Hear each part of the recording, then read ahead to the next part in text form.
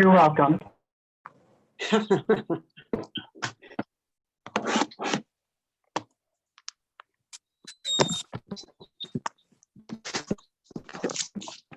Sorry, everybody. I had to go get my cheat sheets.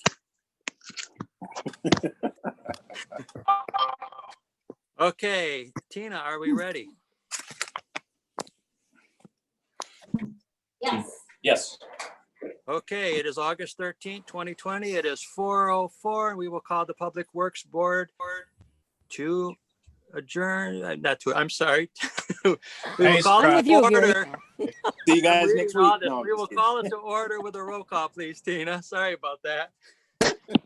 Leo Evans, Here. Chair Foster. Here. Jennifer Hodges. Here. Commissioner Hughes, Here. Commissioner Laring, Here. Commissioner Mahoney, Here. Drain Commissioner Moore. She's supposed to be here, so She's muted. Drain Commissioner Moore, continue, Tina. We'll come back to her. Commissioner Nash, Here. Commissioner Skolnick, Here. Commissioner Snyder, Here. Commissioner Wilkins, Here. Drain Commissioner Moore, Am I unmuted now? We can hear you now. Okay, I'm here. Sorry. thank And you. we have a quorum. Thank you. So I need a motion to approve the agenda. So So moved. move. We Support. have a motion and support. Questions or comments or concerns? Hearing none, all in favor say yes. Yes. Yes. Opposed? And that motion passes. Thank you. Approve the minutes of June 11th, 2020. So move. Second. We have a motion and support. Questions or comments? All in favor say yes. Yes. Yes. Opposed, say no. That motion passes. Public comment on an agenda item. Counting on you, Susie and Mark. I had one question. Go ahead, Carl, sir. Why is number 7 in red? Because that was added kind of later on, but Okay. I don't see anybody with a hand raised. okay. As long as we're sure we have no public, we will move on to a presentation by Matt. Thank you, Commissioner. There was a PowerPoint in your packet going over the solid waste and water department budget for the upcoming fiscal year. On the next slide, if you could move it to the, please. If you look under tipping fees, it appears there's a downward trend in tipping fees. I wanted to quickly explain that. In 2019, we had a lot of wastewater sludge and environmental cleanup projects that was not necessarily anticipated. So the 2021 budget does not include environmental cleanup projects or wastewater sludge. We are expecting a good year, which 3.5 in tipping fees is good, but those previous years are higher simply because of the special, not one time, but rarer flows.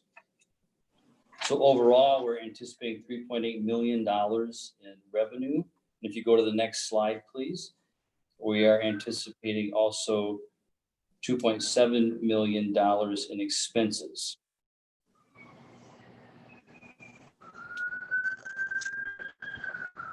Moving on to the next slide, as you know, you have awarded $4 million in contracts to develop the gap cell and to close cells 2 and 3. Those projects are underway.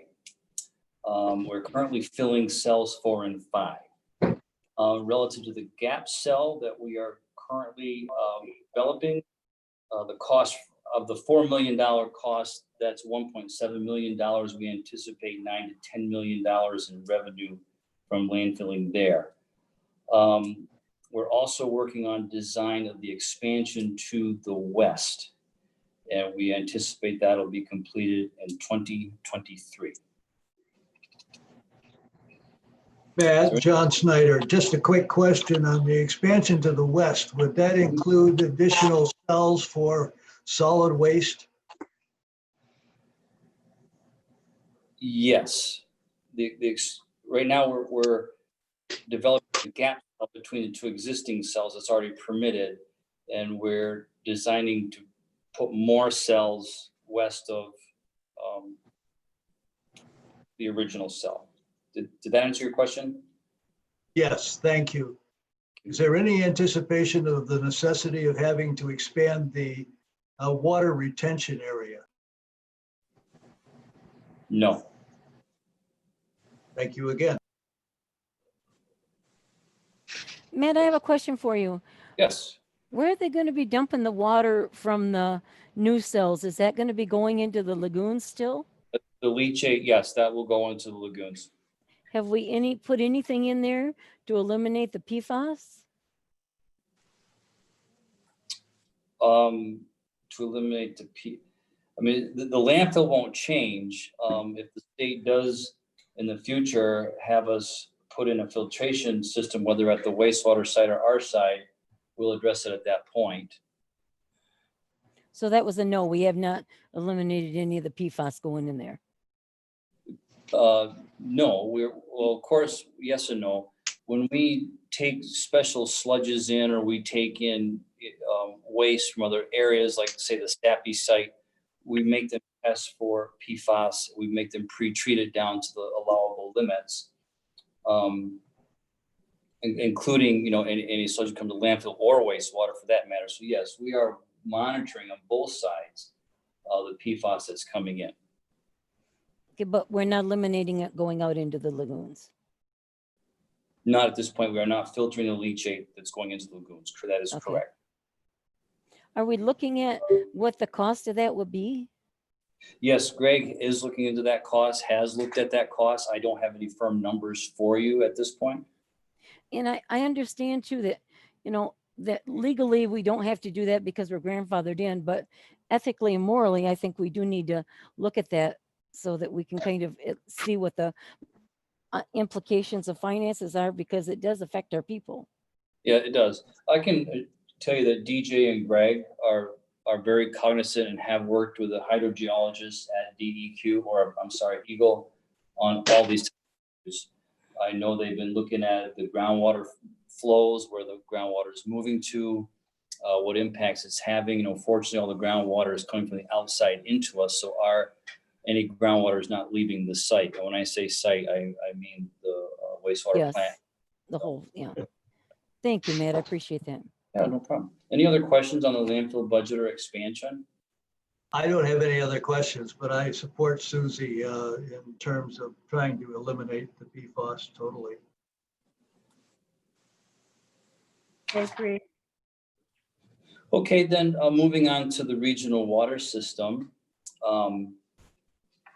We're anticipating 3 million in revenue, 2.9 million in expenses. That includes any rate increases from the city of Muskegon. And the staff has not brought forth a rate increase at this point in time. The fund seems to be doing pretty well. The Water Policy Board and the Board of Public Works has followed that rate study the last few years. And at the next Water Policy Board meeting, we're going to bring a proposal to them to have the rate consultant update that rate study based on the changes that have been made as far as the health of the fund. And we have now firm costs of what the remaining of the channel crossing project is going to cost. So we are not at this time asking you for a rate increase. Again, the fund has about 2.5 million set aside earmarked for the channel crossing. And as you can see, even with the COVID-19, the fund is very healthy. Matt, Other- can you tell me, it looks like you're planning on the salary and fringes dropping considerably. Are we getting rid of somebody out there or what's happening there? Well, there's a position that's vacant and we did not want to fill it until we find out the true impact of COVID. How long has it been vacant? 2 or 3 months. It's about Oh, 3 okay. months. Yep, Okay. 3 months. Okay, And, we're handling it, perfect. so we're just gonna hold off and just see how what the new normal is gonna be like. Excellent. Take a Thank look you. at the study, so, Okay. 'cause we don't want to make any quick decisions at this point with backfilling positions. I just wanted to make sure we didn't have a vacancy that we've had for 3 years and we were figuring on gaining money on that because that doesn't happen that way. Thank you. Right. No, this is a recent vacancy. And there are things that position must do that we can't just absorb. And if you recall, the Board of Public Works approved bringing that person back on a contractual hourly basis. And he is doing the soil erosion inspections, a couple hours a week. So, that we're going to continue Oh, that. okay, good. Thank you. This new normal, we don't need to fill that position. All right, thanks. Flipping the page, there's a 5-year regional water system capital improvement plan. Most of it is relative to the channel crossing. All said and done over the next 5 years, based on your approval, of course, we plan on investing approximately $0.9 million into both water systems as recommended in the reliability study.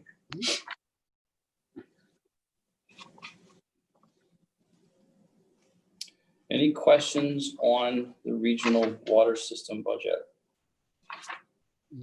Yeah, hey, Matt, just a Yep. quick question. I see on here, there's hydrant painting. Do you know how many, I did a little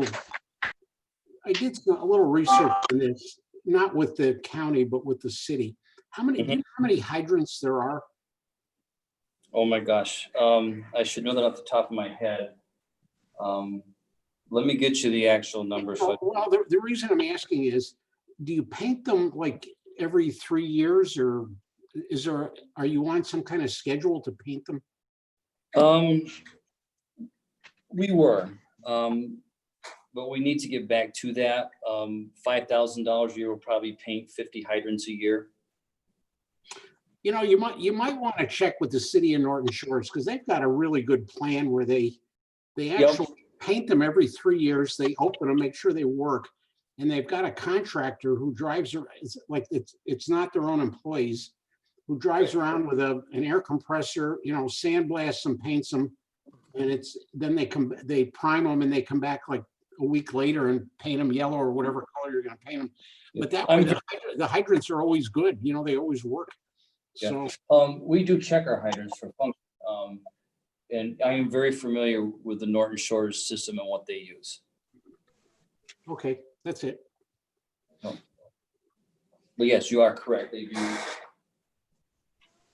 do look nice. I love our fire hydrants. They're yellow. That's what Pink I was- offered to make those pink. I bet you've never heard anybody say that before. No, and I hope I don't hear anybody say it again.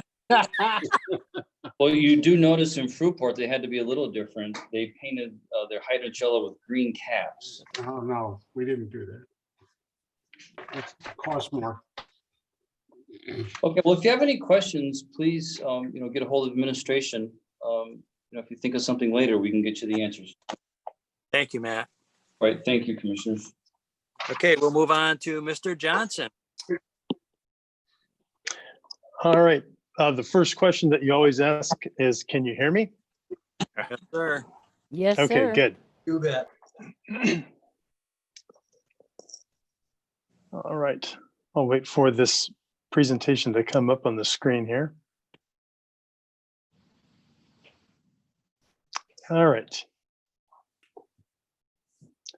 And you can go ahead and go to the next slide, please. And First of all, you might be wondering why I'm digging back into the archives with 2012. That was really 2021. I had a little finger dyslexia on the keyboard. But anyway, the 2021 budget for wastewater has 13.9 million in O&M expenses and 14.7 million in expected revenues and 14.8 million in capital improvements. So this presentation is going to highlight some of the major capital spending. And you can go to the next slide, please. This table itemizes that 14.8 million in capital spending.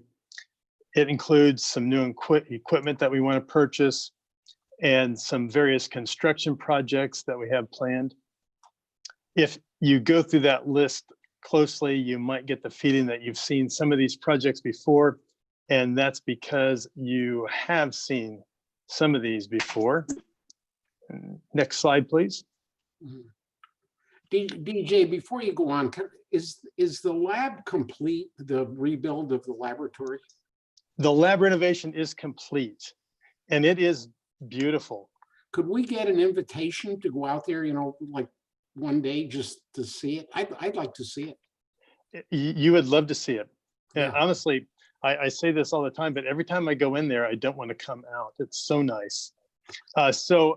Yes, I can see because of social distancing, it might be easier to do it in small groups or maybe with individual commissioners, but would be very happy to give anyone a tour. So, if you just want to call me and make an appointment, I'll do that. I would love to have you. Thank you. You're very welcome. And that goes for everybody. All right. The projects that are highlighted in this slide have been discussed in previous years' budget presentations, but it often happens that in the real world, projects don't always fit neatly and completely into a single fiscal year. I looked back in some of my old presentations and I saw that I covered SCADA system improvements back in the 2018 budget presentation, and the C-Station Biodome that was covered in the 2019 presentation. That Biodome, that is the odor control system, if you remember that. And South Irrigation Pump Station improvements and J Station improvements were covered in last year's presentation. So those are some of the projects you've seen before, but the spending for at least parts of those projects are going to be coming up here in this fiscal year also. And next slide, please.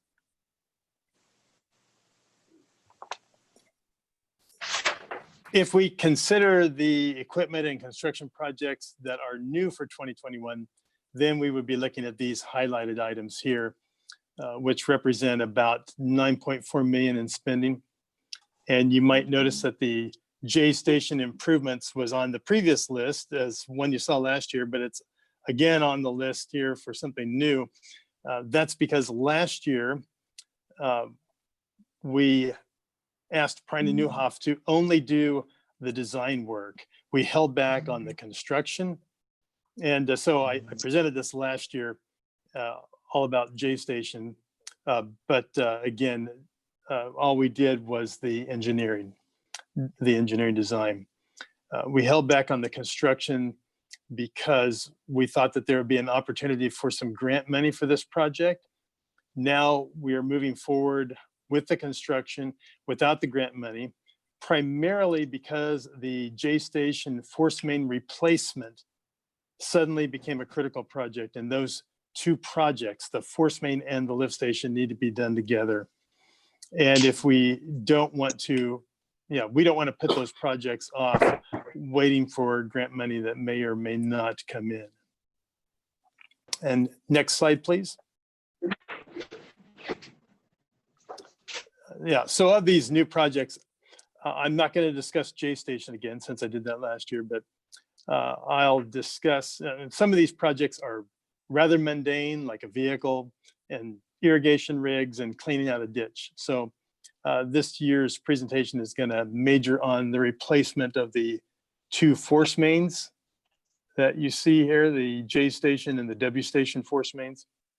And also the purchase of a new instrument for the lab. And next slide, please. J station force main. You know, when the pumps at J station turn on, they pump into the J station force main.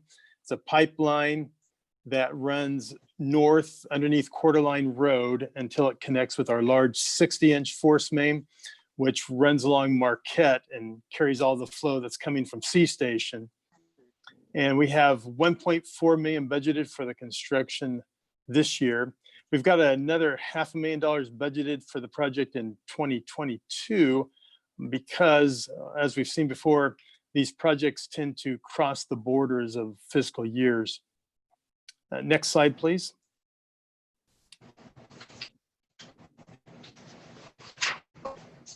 Does anyone remember this MLive headline from January of this year? Yeah, I remember it, definitely.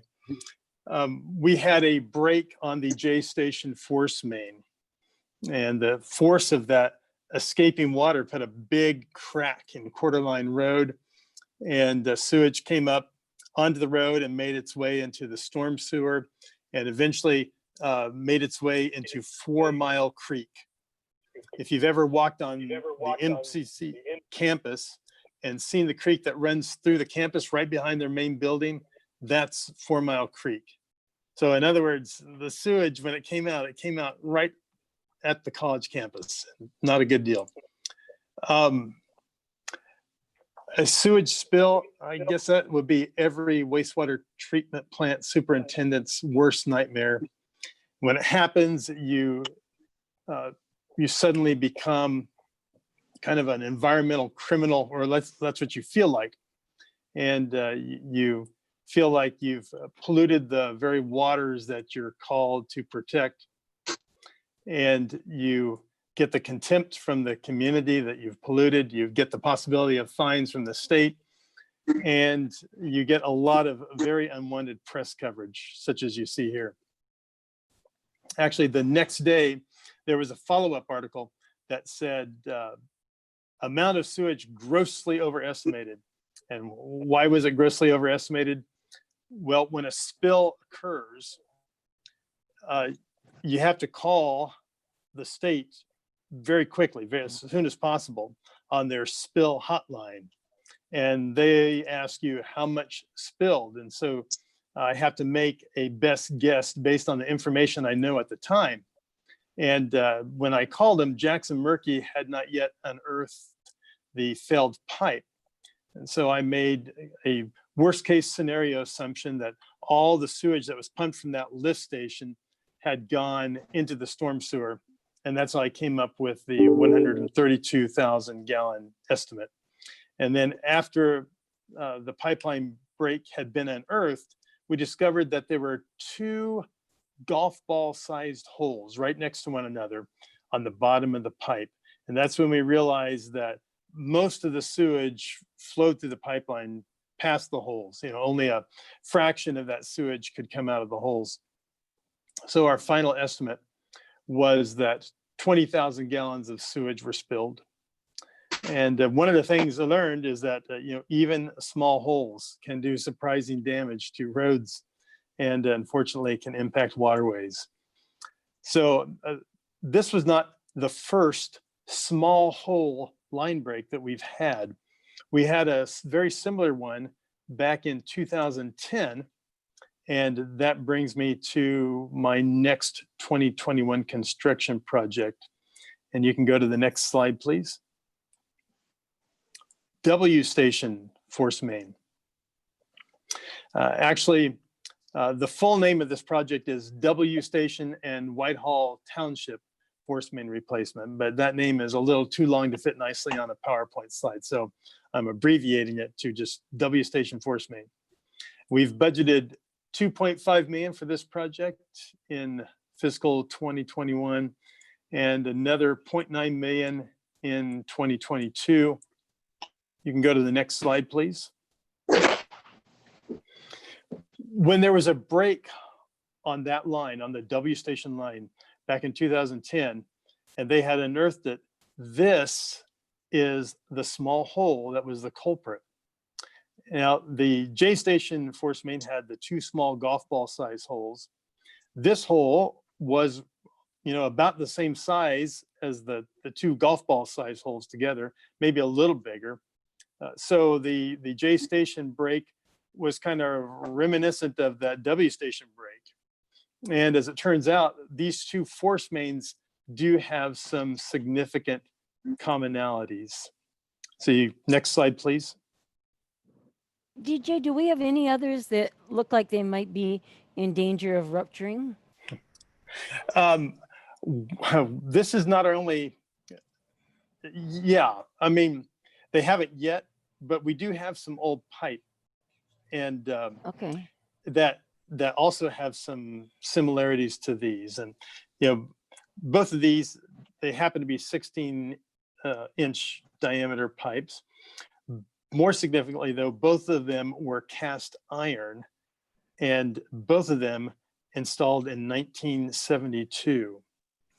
Are we going back and replacing those before they rupture, or how are we handling that? Well, what we want to do is, yes, replace them before they rupture. The fact that J Station ruptured before we got to it has made us prioritize that one a little higher. The others that we have that are like that, they're on the capital improvement plan. In future years, we want to pick them off one by one and hoping that they don't fail before we get to them. But yes, this is not our only cast iron pipe. Back in the day when this pipe was put in, cast iron was used for force mains. We've got, like I said, more than one force main that's cast iron. Today, cast iron is not used for force mains because it's recognized as a poor material.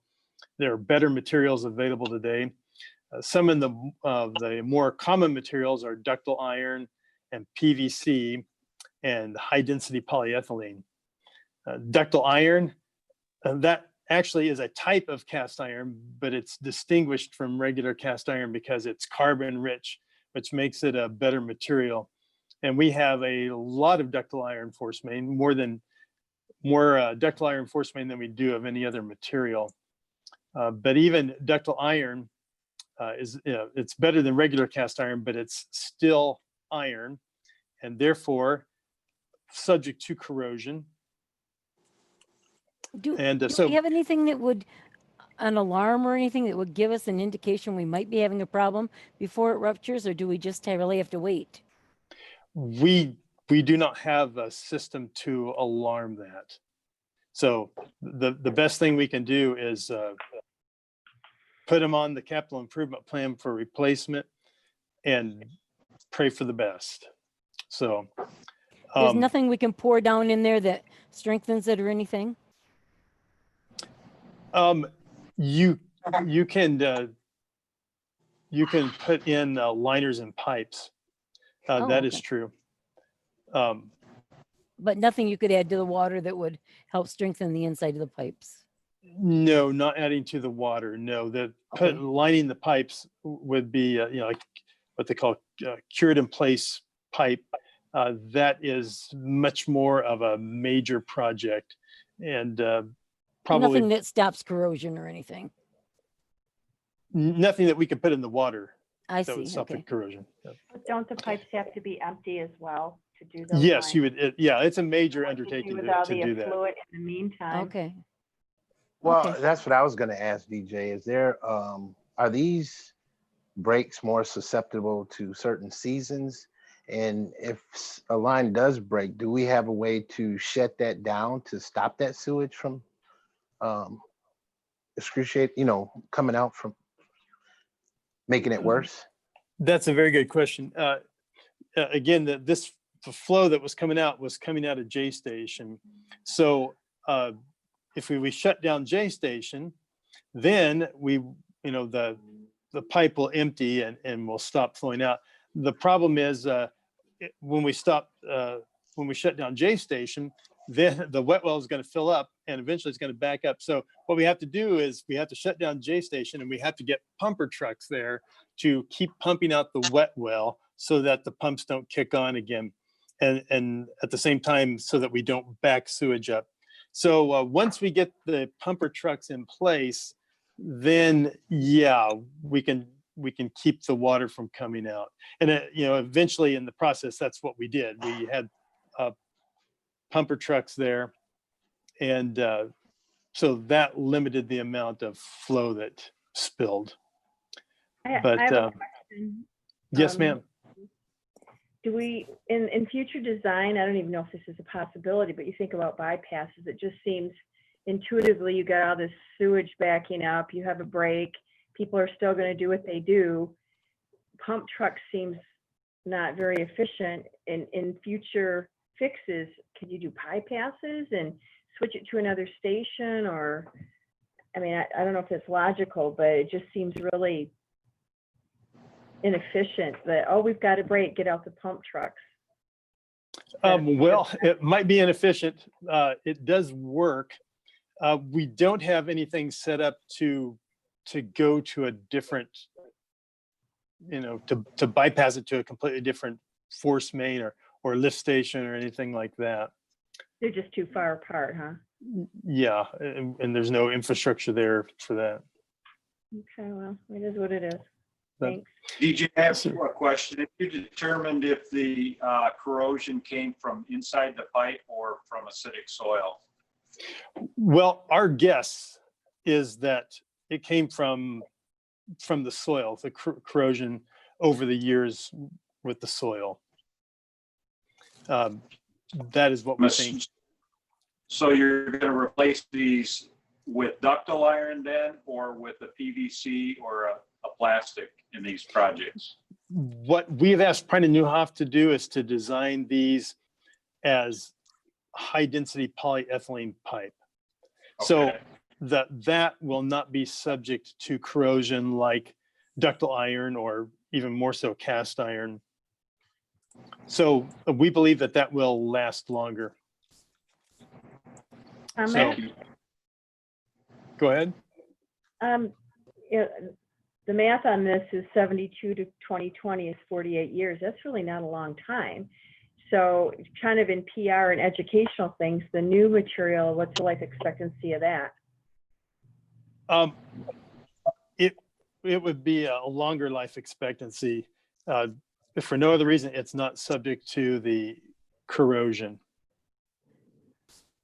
I don't know an exact number, but yeah, I know. I'm not expecting you to know that, but I guess my point is we're making all the investments, and before what we put in the ground for whatever reason didn't last 50 years, but we're hoping what we're doing now, the investment public, that the new material we're using is going to be 3 times the life expectancy or something that makes people feel a little bit better about it. I don't know if you're getting a lot of heat about the money we're spending, but those are the kind of things I think will help the public appreciate and understand more.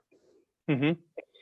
Yeah, I can try to find out what the life expectancy is. I do know that it is better than certainly the cast iron that we are replacing. Thanks. So, Thanks.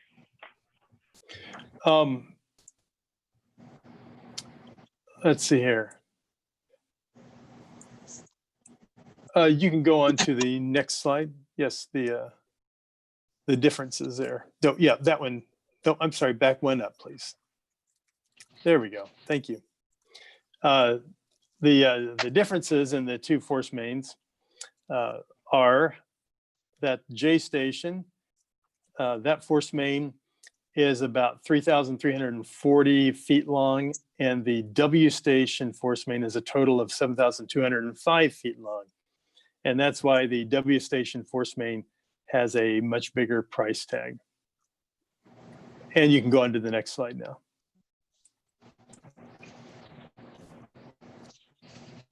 And then another capital budget expenditure is a new instrument for the newly renovated wastewater laboratory.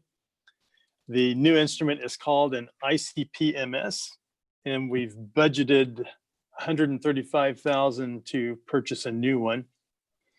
And you can go to the next slide, please. And why an ICP-MS? Perhaps the better question is, what is an ICP-MS? But I'll get to that in a minute. We want the ICP-MS to replace our current instrument, which is called an ICP-OES, and which is going on 14 years old. So it's at the point where we need to replace it. So we have an ICP-OES. We want to switch to an ICP-MS. And as you might guess, these two instruments do have something in common since they both start with ICP. ICP stands for inductively coupled plasma. The plasma is hot ionized gas. And in the case of this instrument, the gas is argon. And an argon plasma is hot. It's hotter than fire. It's around 10,000 degrees Celsius. And when you put the words inductively coupled, that's the IC of the ICP. The words inductively coupled simply mean that they're using magnets to generate that argon plasma. So both our current instrument and the new instrument that we want to purchase use an argon plasma. Both instruments are used to test for metals. And the difference in the two instruments is the kind of detectors that they use. And the kind of detector is what's indicated in the second part of their names. That is in the MS and the OES. Our current instrument has an OES detector that stands for optical emission spectrometer. And it measures the concentrations of metals by measuring the light that those metals give off when they get in that hot plasma. And the new instrument has an MS detector that stands for a mass spectrometer, and that detector measures the mass of the metals. So one detector measures light while the other detector measures mass. And the advantage of the mass detector is that it's much more sensitive. It can accurately measure lower concentrations of metals. And the state of Michigan seems always to be concerned about lower and lower concentrations of some pollutants. So we want to replace the current instrument with one that can see lower concentrations. And you can go to the next slide, please. This slide shows the periodic table of elements, but only the metals we test for with our IC. Flashbacks. Yes, I'd say this is like chemistry class. I remember Commissioner Mahoney as a school teacher, and I thought I could quiz him on his chemical symbols there, but I won't do that. No, that's good. I taught math. Oh, okay. I can't expect it of you. All right. Anyway, the metals that we test for are shown on there with their chemical symbol. And there is also a couple of non-metals thrown in there also, like phosphorus and sulfur. That's the P and the S in the sky blue area there. There's 27 different analytes that we can measure at the same time on this one instrument. And we can actually measure many more metals than the ones shown here, but we don't have an interest in all the other metals, so we don't bother. But with our ICP-OES, that's our current instrument that we want to replace, we have trouble measuring the low-level concentrations that are required for silver, arsenic, lead, antimony, selenium, potassium. So since it's time to replace that instrument, we want to make sure that we're going to replace it with one that can meet the required low-level detection limits. And that's why we want to upgrade to the ICP-MS. The wastewater does, among other things, we do the testing for solid wastes groundwater monitoring program. And guess what? We've already been forewarned that when solid waste gets their next permit, the required detection limits for some of the metals that they're going to have to test for are even lower than we have now. So the ICP better equips us to meet the current demands and definitely equips us to meet the future demands for low detection limits on metals. And the I'd like last to hear slide that, there. DJ. That's really good.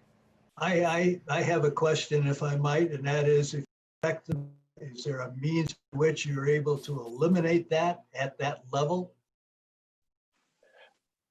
Means by which we're able to eliminate it? By eliminate what? Metal from the flow. Oh, yes, this,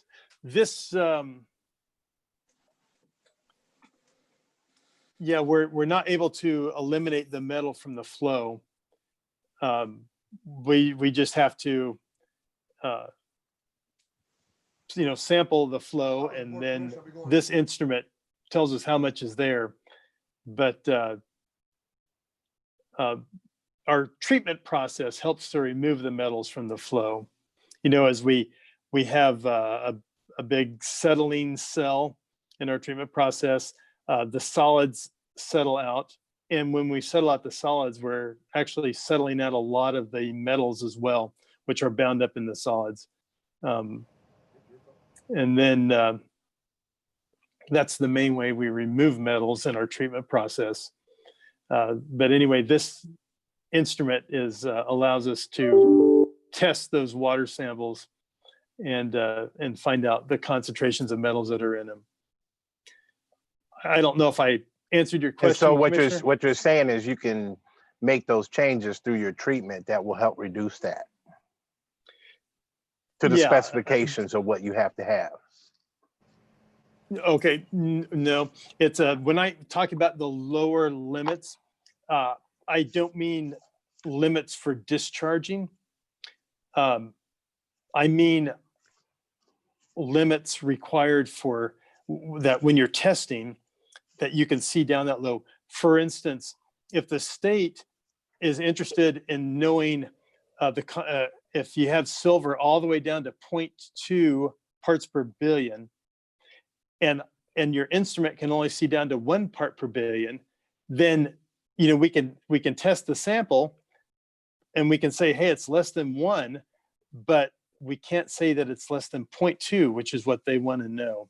So that's what I mean by it's the low detection limits, not to be confused with discharge limits, like the limit that they would give us that would go out to the river. Does that make sense? Yeah, I see what you're saying. Okay, those are a good question. That cleared it up for me as well. Thank you. Oh, thank you. DJ, I have a question too. I know that with our water tanks, we go in there with a camera and look and see if there's any kind of indication that we might be going to have a leak or a problem.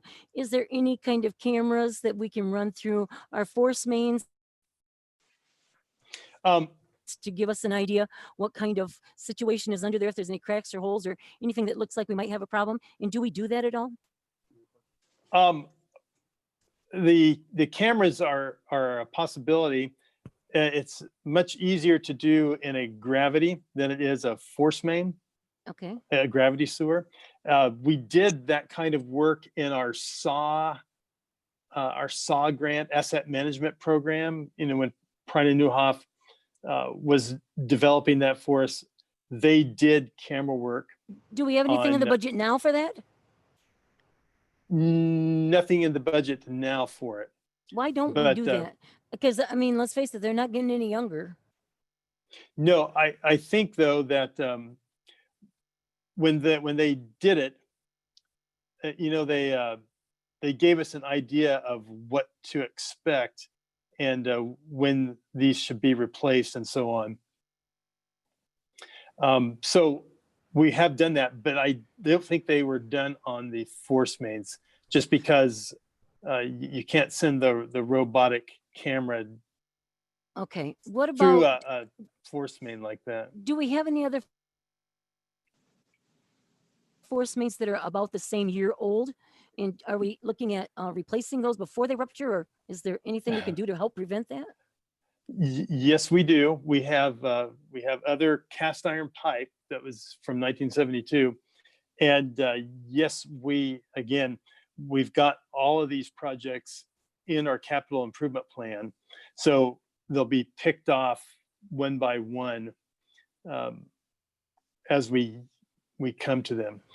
For instance, the A station force main is a big concern to me.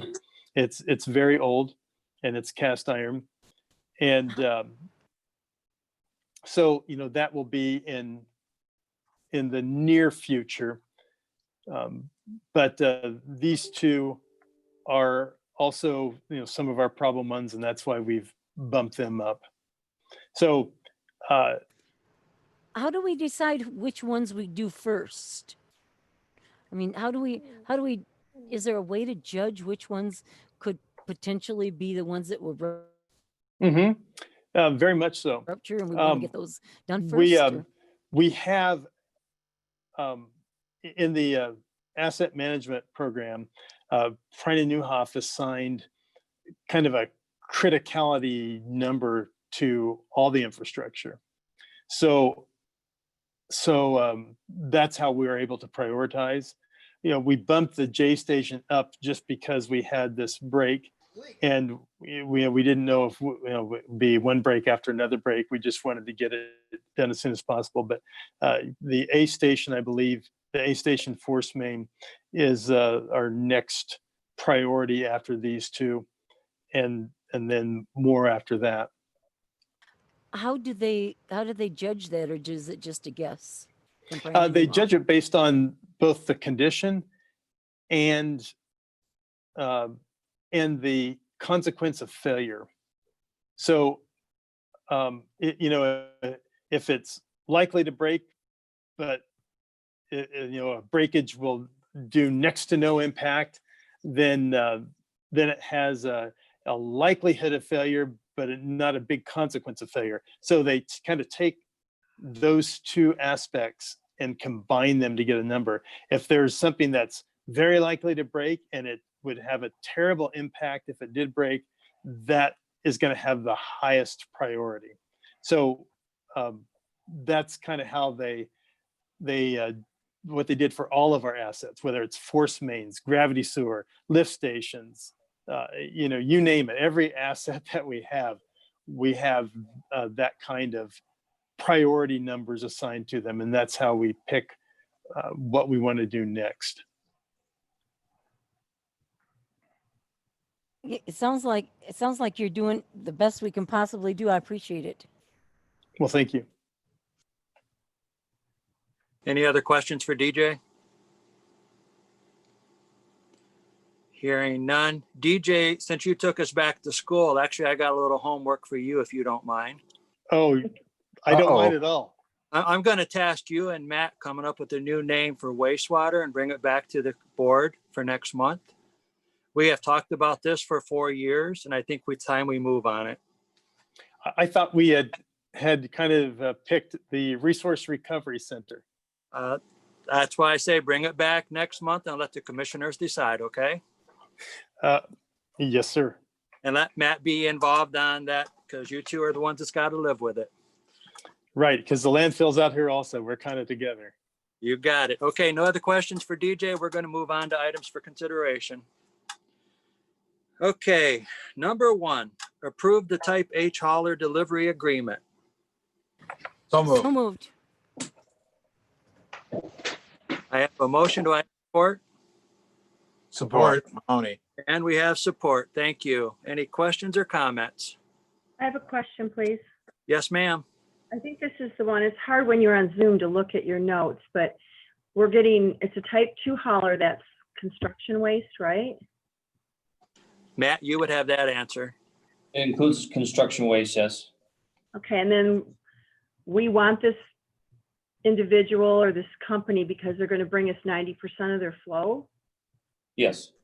Okay, I guess my question is, why do we want to fill up our cells that quickly with construction waste? It just seems that we'd want to retain our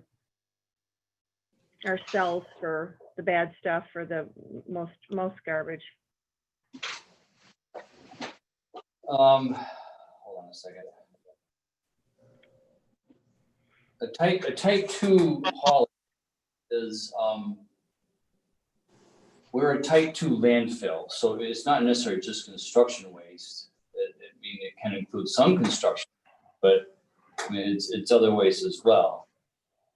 So we're just trying to secure a waste stream to support the I facility. mean, they're bringing the waste to us now, and as we've done in the past, if they agree to, bring that percentage of waste to us, we give them the Public Works Board approved contract hauler rate, which is a little cheaper for them. Okay, it's a matter of cash flow, waste flow, then, sort of. Any other questions on that? Hearing no more, roll call, please, Tina. Commissioner Hughes, Yes. Commissioner Larry, Yes. Commissioner Mahoney, Yes. Drain Commissioner Moore, Yes. Commissioner Nash, Yes. Commissioner Skolnick, Yes. Commissioner Snyder, Yes. and Commissioner Wilkins. Commissioner Wilkins, We might have lost her again. Yes. thank you, and Jim Foster. We didn't. Yes, and that motion passes. Thank you. Okay, number 2, approve the last option year for the landfill gas pipeline operation, MPSC compliant service provider, and authorize to solicit proposals for landfill gas pipeline operation and MPSC compliant services. So moved. So moved. Support. We have a motion and support. Any questions or comments?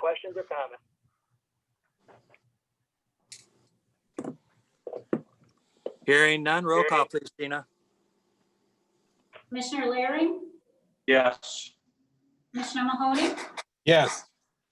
Drain Commissioner Moore, Yes. Commissioner Nash, Yes. Commissioner Skolnick, Yes. Commissioner Snyder, Yes. Commissioner Wilkins, Yes. Commissioner Hughes, Yes. Chair Foster. Yes, and that motion passes. Thank you. Number 3, adopt the wastewater 2020 hunting and trapping rules and authorize the spring youth turkey hunt. So move. So Yeah. moved. We have a motion and support. Any questions or comments? Good I'd question. just like to have a comment if I could, please. Yes, ma'am. We went over this extensively and we made some positive changes and we included some new people in our committee, and I think we're all very pleased with this. The DNR is very pleased, so we're looking forward to moving forward. I couldn't Madam- agree more. Please. Go ahead. Who's on the committee is my question. And the first thing is, do we talk to DNR? Is there some professional that knows density of hunters and various We have- things? That's a really good question, Brenda. I have 2 DNR officers on there with us.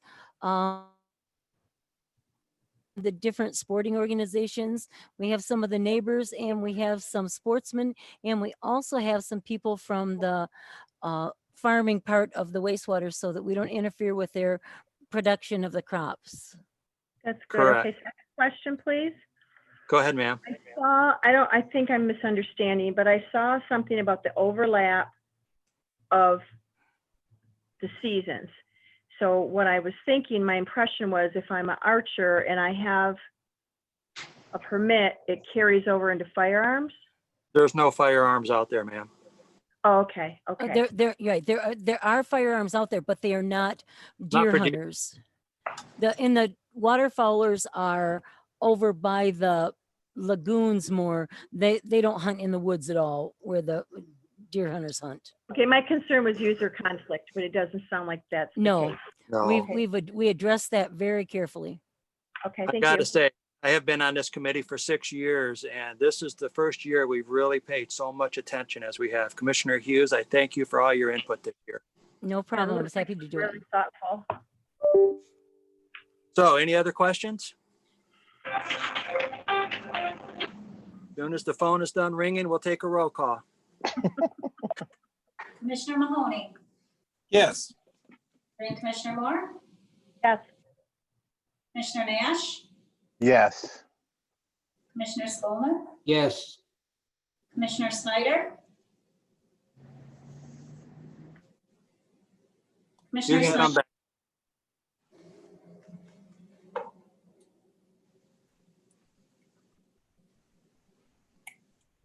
Commissioner Snyder, are you on? Yes, but it's, there you go. Commissioner Snyder? Did she call me? No, Commissioner Snyder, He said yes. Yes. thank you. Commissioner Wilkins? Yes. Commissioner Hughes? Yes. Commissioner Laring? Yes. Chair Foster? Yes, and that motion is approved. Thank you. Okay, we're going to number 4, create a chemist position and eliminate chemist position X12004 upon the retirement of a current employee. So moved. Support. Support.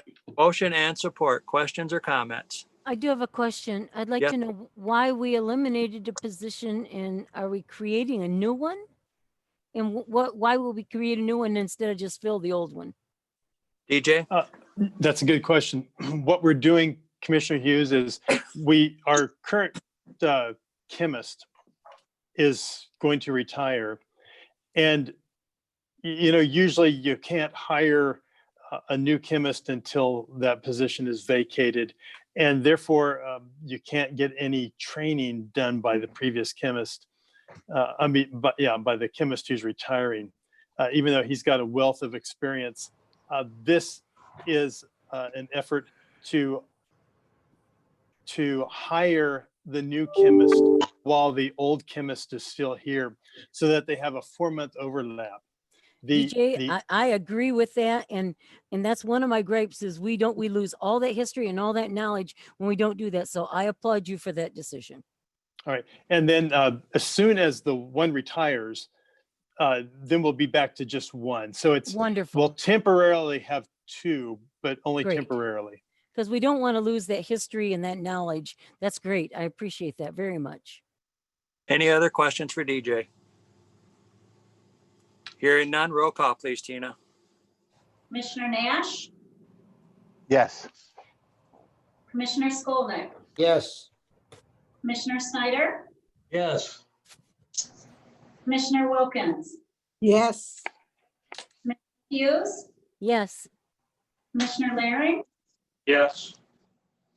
Commissioner Mahoney? Yes. And Commissioner Moore? Yes. And Chair Foster? Yes, and that motion passes. Thank you. Number 5, award parking lot paving and other improvements. So moved. Support. We have a motion and support. Questions or comments? I have a comment, if you don't mind. Yes, sir. There was only one bid for this, and it seems like I have no idea how big I've been in the parking lot, but it seems like it isn't right to accept the only bid. I don't know. Should it be rebid? Why would I suspect there was only one bid because they were all busy. I DJ, suspect you're right. Yeah, I don't, I know there was a pre-bid meeting, and it was a mandatory pre-bid meeting. And basically only one company showed up.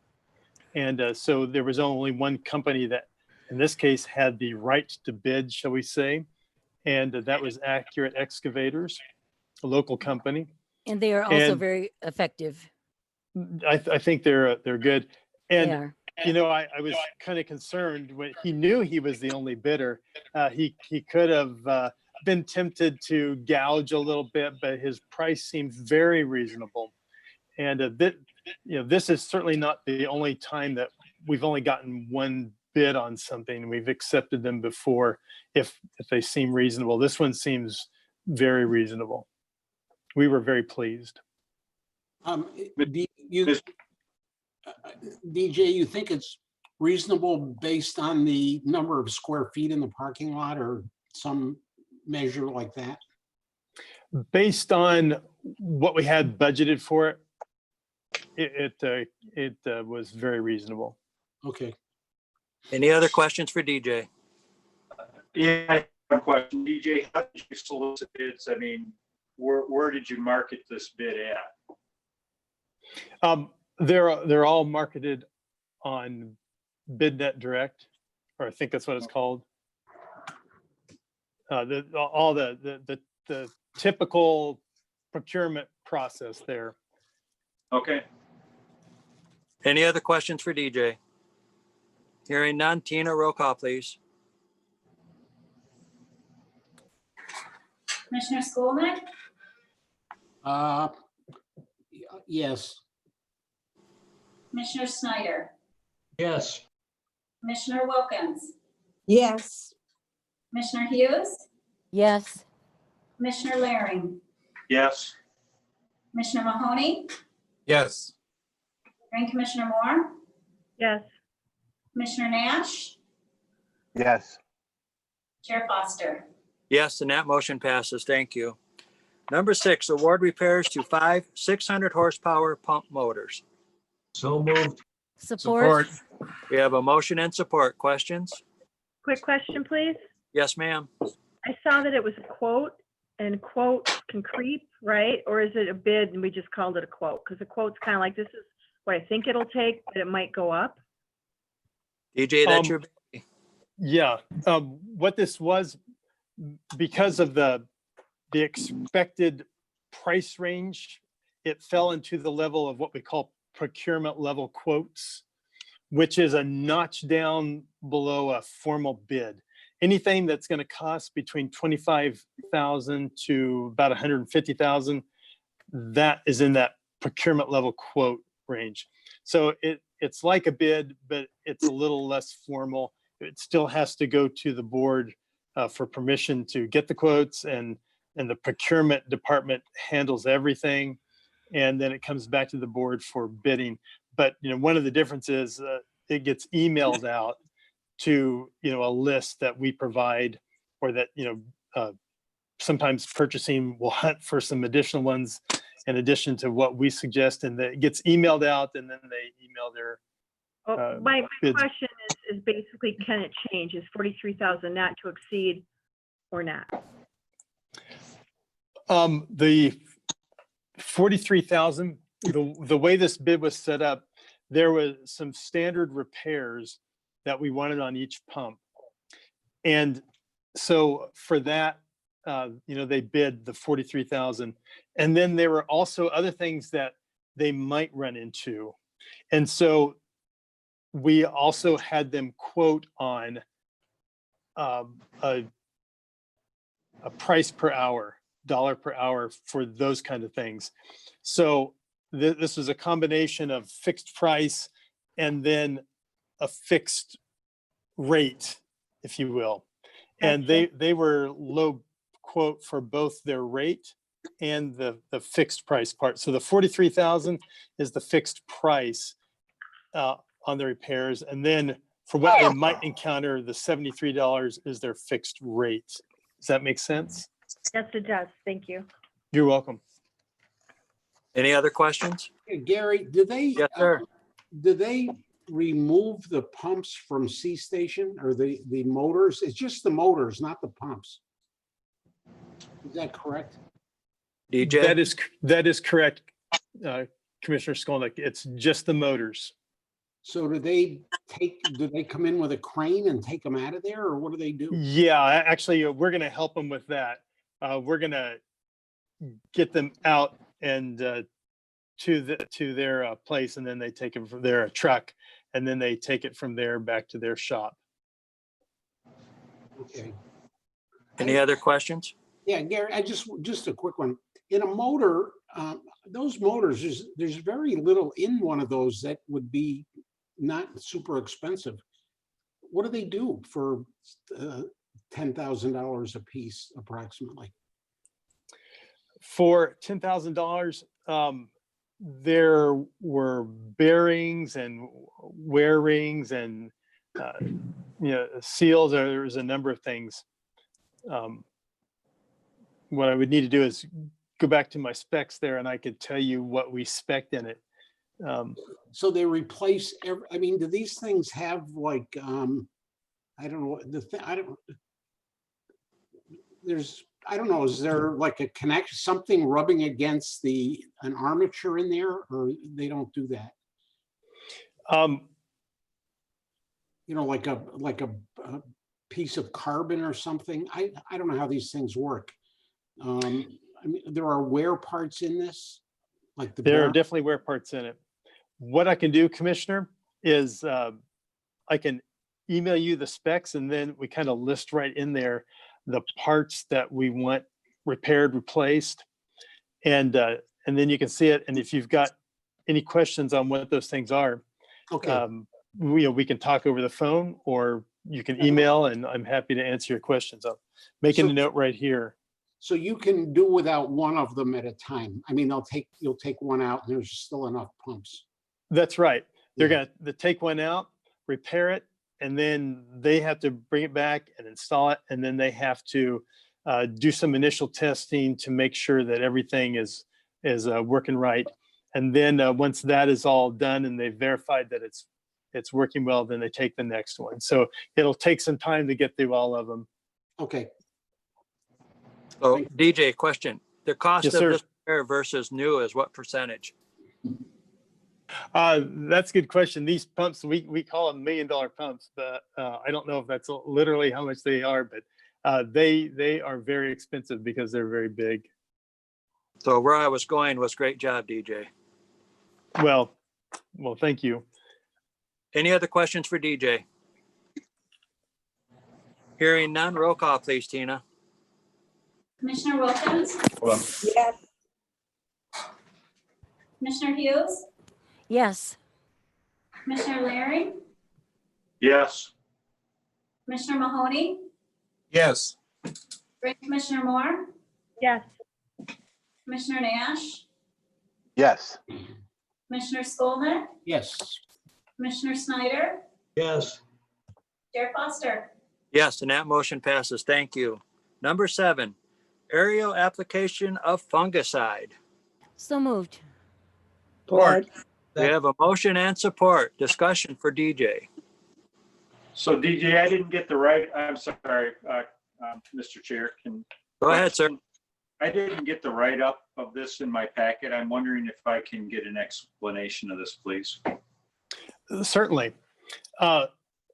This, every year, you have the potential for a pest, whether an insect or an insect that will cause a fungal disease.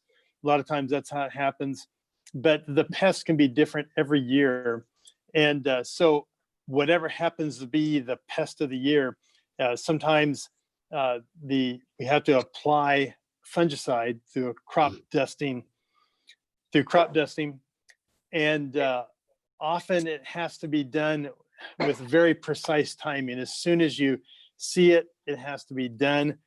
Most of the time, we have done this on an emergency basis. We try to tell Mark, hey, we're doing this, and we usually take it to the board after the fact. This year, we don't actually have the disease yet on the corn. It's called tar spot, and so we haven't had to spray yet. We've actually got our quotes, and so we've got the luxury of time to bring it to the board for permission, rather than to bring it after the fact as emergency spending. But one thing we have to do, we get 3 quotes.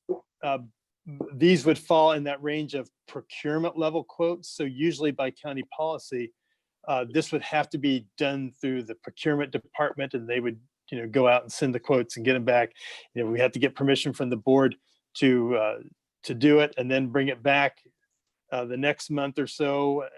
Usually we just don't have the time to do that. So that's why we're asking for the typical policy of getting procurement level quotes to be waived and to accept these quotes that we got ourselves.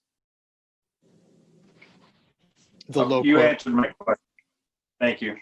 You're welcome. Any other questions for DJ? Hearing none, roll call, please, Tina. Commissioner Snyder? Yes. Commissioner Wilkins? Yes. Hughes? Commissioner Hughes? Did we lose her? She just left. Go past her and come back, please, Tina. Commissioner Laring? Yes. Commissioner Mahoney? Yes. Drain Commissioner Moore? Yes. Commissioner Nash? Yes. Commissioner Skolnick? Yes. Commissioner Hughes?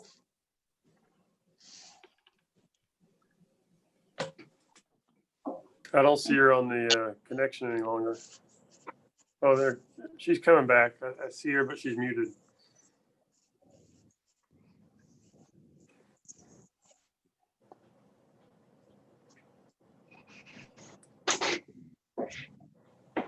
Commissioner Foster, I would go on. Okay, we're gonna go on and that motion passes. Thank you. Chair Foster, I need your vote.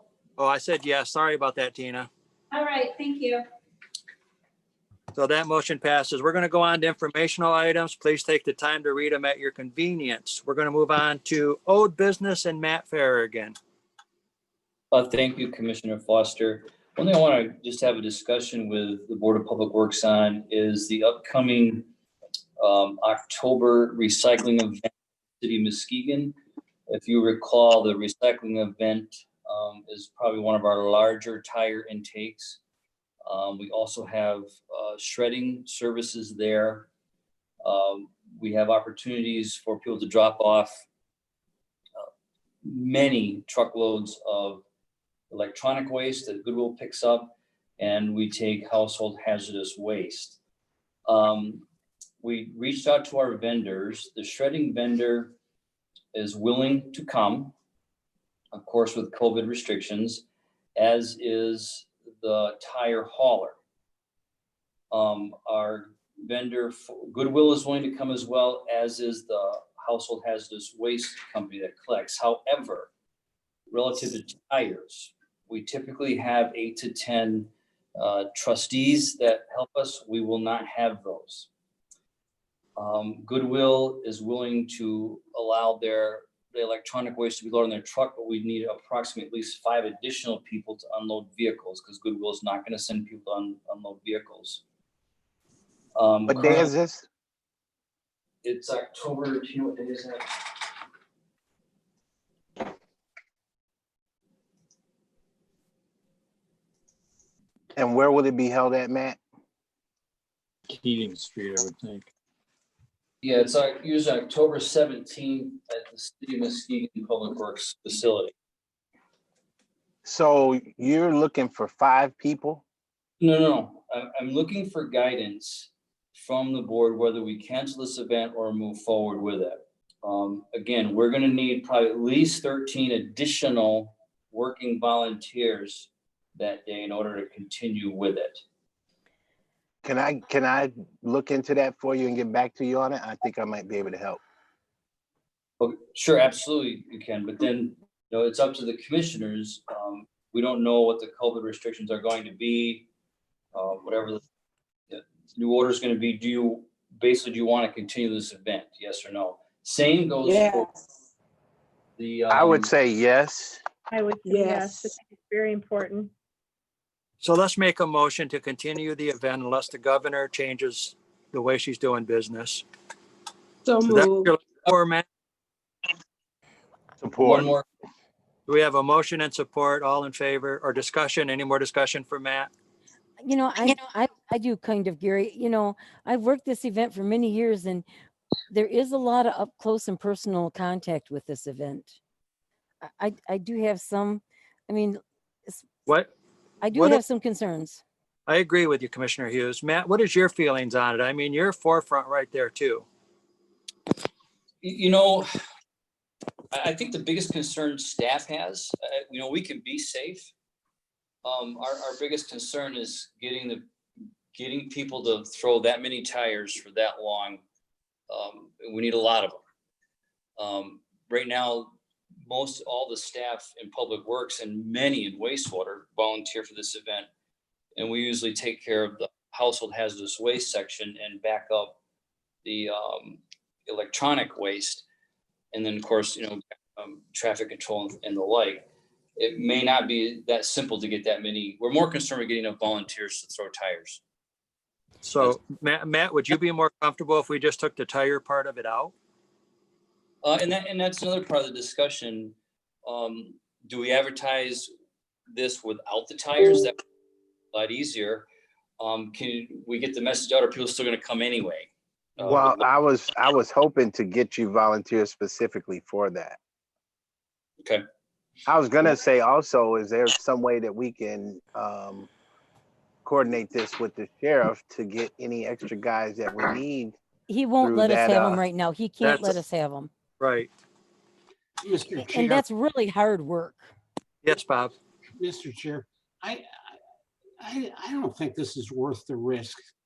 I mean, I know some people believe, whether they believe or not, it's a real thing. I mean, if you go out there and a couple of people come down with the virus just because we're collecting tires or whatever, just put it off and, the stuff will come back later. I don't know. I mean, there's so many people are really worried about this. It just seems like a foolish risk right now. Well, we have a motion and support to move forward. If the people making the motions and support want to withdraw, we can entertain that as well. You can vote on it. Well, I withdraw. would say, I'm just thinking that I know things in the past have always been up close and personal, but we know this is a COVID time and most people are trying to practice social distancing and safety. And I think if we set it up that way so that it's coordinated with that safety involved in it, we should be able to do that without a hitch. Okay. Any other comment? I'd like to say, there's a lot of times that people come in, women, men, and elderly people come in and they have their back seat full of stuff and we have to actually practically climb in their car to get the stuff out of there. And lots of times it's in the back seat or the front seat on the passenger side. I would really be concerned. Madam Drain Commissioner, you had a question? Yes, thank you. Is there some way we could have some ground rules that you have to unload bring somebody to help you unload? I'm sure we'll have signs for the masks. We're outside. It's not like we're doing this in a school stadium or in a school gym or something. And just modify how we do things. Because I've participated in these and it amazes me that able-bodied people sit there and let you unload their stuff and do a lot of work. If you want to get rid of your things, bring someone or be prepared to do some of it. And maybe have someone that when people come in, you don't have a mask, I'm sorry, we can't help you, and just turn them away right there. Or do you have someone to help you? We don't have a lot of people. You could do some sort of screening right at the get-go when they're coming in the one drive on Keating. Just because If I could answer that, Mr. Chairman. Yes, sir. Yes, of course, we would have ground rules. What you witnessed and what Commissioner Hughes described was the household hazardous waste collection. There's a lot of traffic there and we actually prefer people stay in their vehicles. And, we have chemists that work at the wastewater that come out, environmental engineers.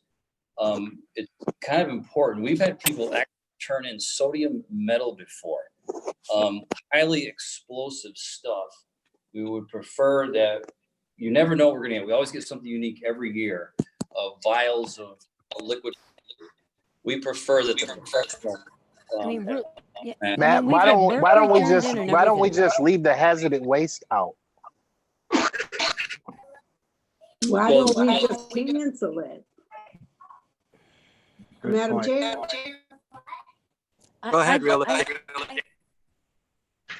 I don't know. I just really have some concerns. And it's really, I understand Brenda's thing about, but when we get there in the morning before we open up, there's 200 people in line already.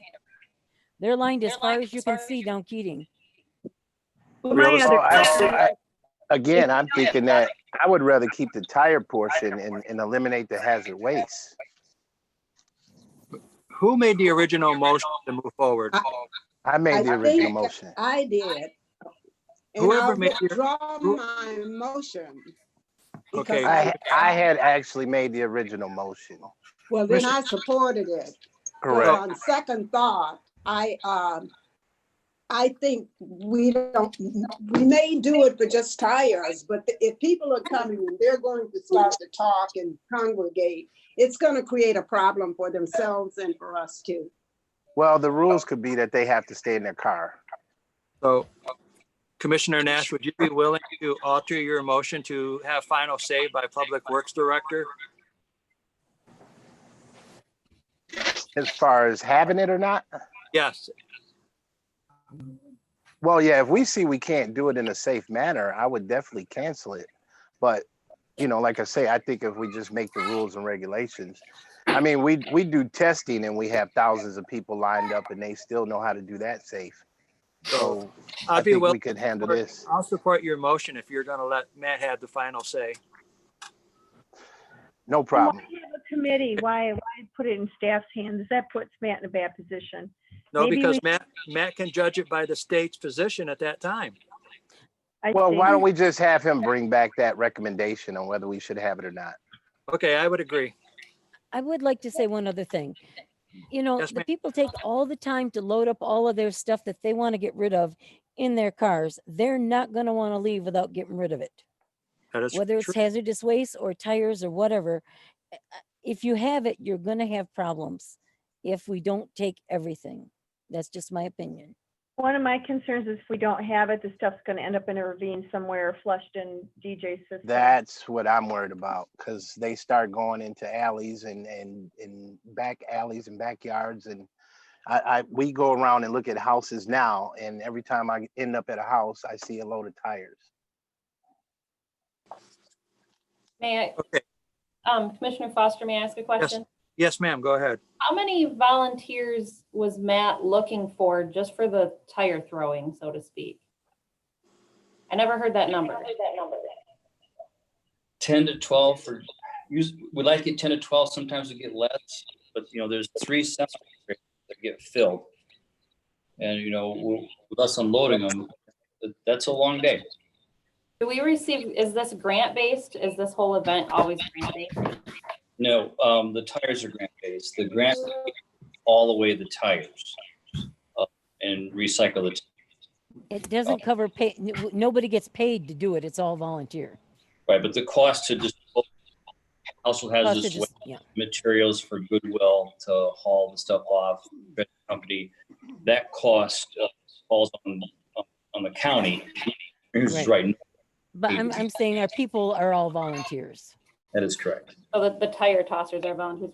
My brain is just thinking, and I'm thinking out loud here.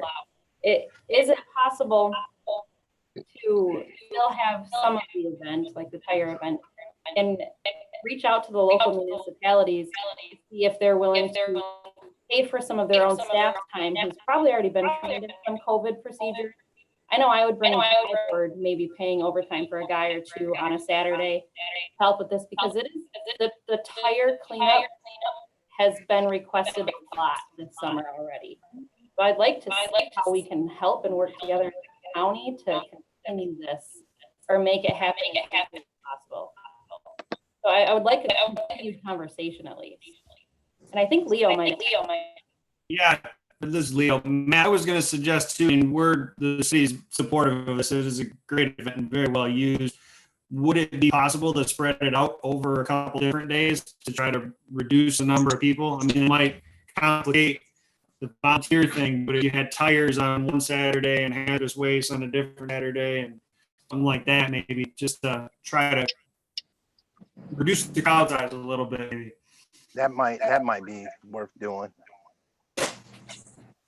That's up to you, Matt. And that's hard to get volunteers for 2 or 3 weekends in a row. Okay, I mean, if I might make a suggestion, let me get with Leo this week on this and staff. I mean, the other thing I want to talk about too is we plan on having an entire event of the wastewater. Maybe we could split that up, have the tire event out there on the weekend prior as scheduled, and then do the household hazardous waste and electronics there. Meet with staff and get to, my staff and the Muskegon staff, and then defer this decision maybe to the full board of commissioners. I mean, you only meet once a month. If we wait till September, it's gonna be hard to put that together to get the word out. We want to get the word out in time if we are or aren't going to do that.